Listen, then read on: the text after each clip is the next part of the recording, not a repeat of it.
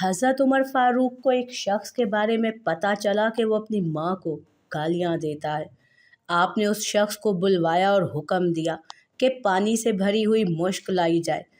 پھر وہ مشک اس کے پیٹ پر خوب کس کر بندھوا دی اور اس کو کہا کہ اسی مشک کے ساتھ چلنا پھرنا بھی ہے اور کھانا پینا بھی، سونا جاگنا بھی اسی کے ساتھ ہے۔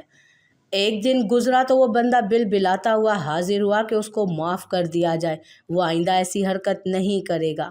آپ رضی اللہ تعالیٰ عنہ نے پانی آدھا کر دیا مگر مشک بدستور اس کے پیٹ پر بندھی رہنے دی۔ مزید ایک دن کے بعد بندہ ماں کو بھی سفارشی بنا کر ساتھ لے آیا کہ اس کو معاف کر دیا جائے اور اس مشک کو ہٹا دیا جائے۔ وہ 2 دن سے نہ تو سو سکا ہے اور نہ ہی ٹھیک سے کھا سکا ہے۔